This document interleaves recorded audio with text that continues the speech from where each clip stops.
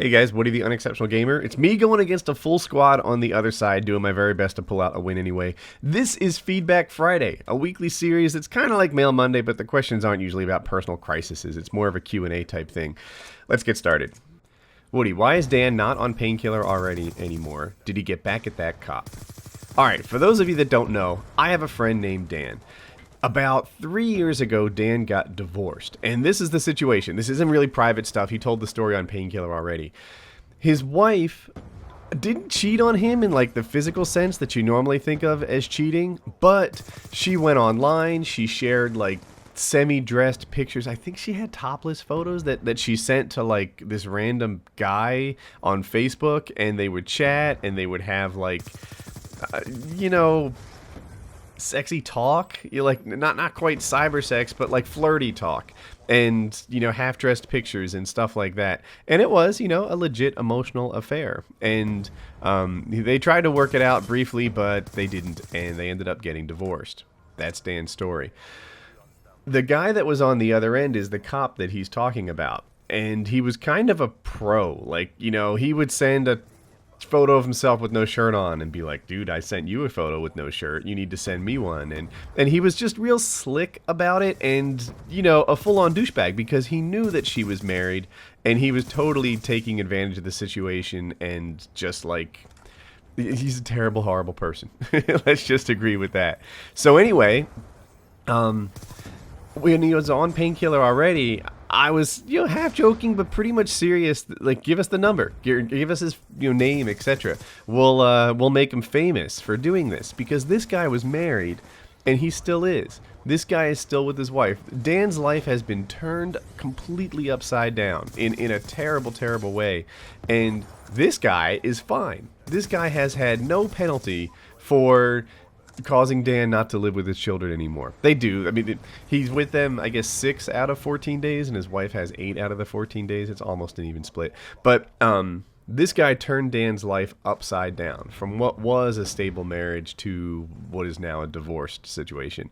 And I was like, dude, there should be consequences for this, and that's kind of my philosophy, right? I'm going on awful long on this question, but I don't like it when people do bad things and don't pay for them. I think that's bullshit. I think that there should be very steep and very serious consequences for messing with you, whether that you be me, whether that you be you, with my friends, or whatever. If you do this sort of thing, get topless pictures out of somebody's wife, and you're busted for it, then you absolutely should be, look at that kill feed, then you absolutely have every right to seek your revenge. There are people who disagree with me. There are people who are like, oh my god, what are you, such a douchebag, making someone, pay for their actions.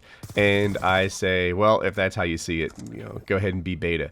But did he ever get back at him? No. I actually hung out with Dan Monday, so this week, and I talked to him about this, and I was like, let's do it. It's not too late. This guy still has had no punishment for his bad behavior. And Dan's still of the mindset like, no, dude, that was a while ago now. Forget about it. I'm happy. Let it go. And let it go if you want, I guess. I don't want to knock the guy for it, but I kind of feel like, I don't know, like, he should be getting his revenge. Revenge, I guess, is a terrible thing, whatever. But revenge is also an awesome thing. And you shouldn't be able to freaking mess with people and just skate away from it and never have it come back at you. I don't like that. If you had a chance to implement one thing into a new console, what feature would that be? You know what they're not doing right, according to me?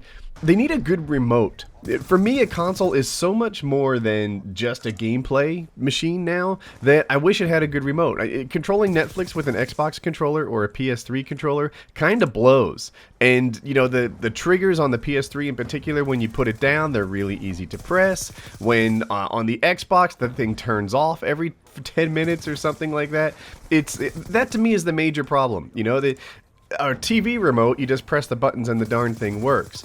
When you're trying to use a controller as a TV remote, the thing's not intuitive. It doesn't make sense. Sometimes you don't know what all the numbers are going to do or how to navigate it. They need to make a good TV remote for the next console. Do you know how FPS Russia is doing? How is his manager's family?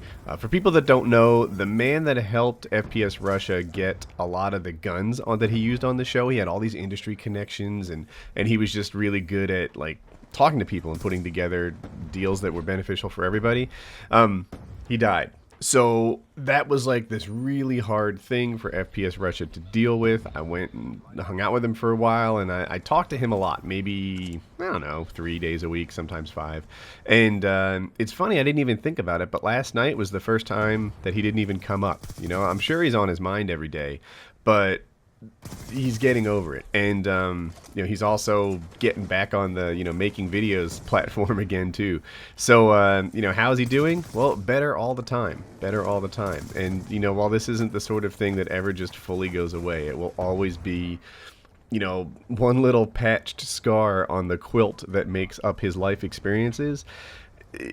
He's, you know, it's turning from news into history, and he's getting better. So so that's where he is, and we should see some new videos soon. Woody, has the increase in the amount of people viewing your videos on phones and tablets had much of an impact on what you earn?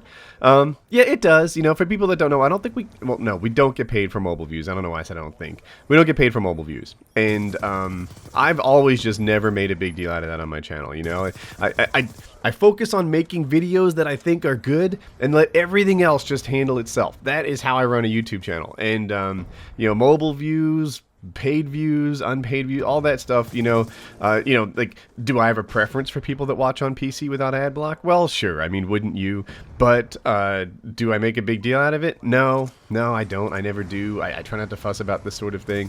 But since you asked, yes, it does have a big impact. I'd be doing a whole lot better if you know, every view that was on my channel was actually, you know, someone watched an ad and supported me first.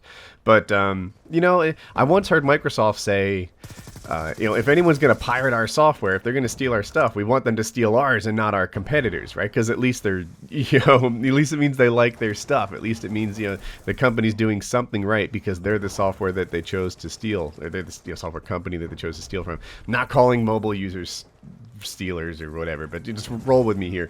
And I guess, you know, I'm thinking to myself, if you're gonna watch somebody on a phone, I hope that you pick me. So you know, that's how I go there. But yeah, you know, it would be glorious, of course, if everybody watched on a PC and didn't use ad block. But you know, I'm just happy that you like my stuff. Woody, do you have any Ocean City High School versus mainland regional high school memories? Yeah, dude, 2 things come to mind. So if you guys don't know, Ocean City High School in New Jersey is where I went, and Mainland was our biggest rival. And there were 2 things that kind of popped into my head. One was this. So my senior year, I joined the swim team, and I was like, because I had surfed for so long, I was like instantly one of the better swimmers on the team. And Mainland were our big and very much worthy rivals. I think they had beaten us twice the year before, but you know, we had some star swimmers that were getting older and, you know, and faster, right? Older means good when you're in high school. And then we had me, who joined the team, and I was, you know, suddenly one of the better swimmers on the team, and it was this big deal. Anyway, the first time that we met, I couldn't swim. I couldn't swim because I was on like academic probation because I was a jackass the year before. And the second, the team won because they shaved their legs. If you don't know, swimmers, they shave down everything the bathing suit doesn't cover.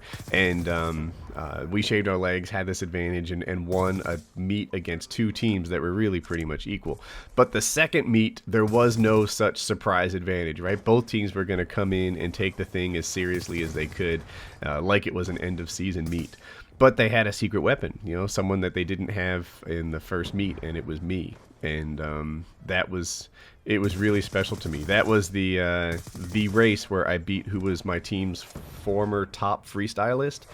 Suddenly it was me. I didn't even realize I beat him. I used to just look at second place and assume that was my time, but that was the race where that thing changed around, and I became the top guy. And you know, that was cool for me. That was a really big deal. Anyway, we won the swim meet, and it was cool. And I wasn't really like this big stud star in high school, but that was the year things were changing. You know, my name was on the PA system a lot. I was like all county. I was, you know, I'd win these races and they'd announce the results to the entire school on the public announcement system the next day. And I don't know, just having your name on that thing makes you somebody, at least in my high school. And that was kind of a, you know, so yeah. That's one thing. I was our secret weapon, and we won a big swim meet, and our team advanced, I think at the time, to like 10 wins and 0 losses, and that was kind of cool. The other thing is, dude, the big chant that Ocean City people would have at, you know, either home games or away games when we played mainland was "Mainland girls are easy," and it was supposed to be true. Like I heard that they were going down on guys a lot, that they were, you know, that they were just easy, and at the time, like, well, no. We would say it as if it was some sort of insult, but the reality was I was always jealous. It was like, if mainland girls are easy, why am I dating Ocean City girls? You know, clearly this is the place for me. Easy girls is exactly what I'm looking for at this stage in my life.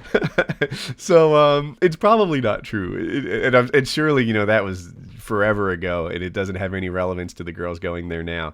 But that was always the chant. Mainland girls are easy. And while I think everyone around me was calling them, you know, some sort of insult, I was thinking, dude, that's where I belong.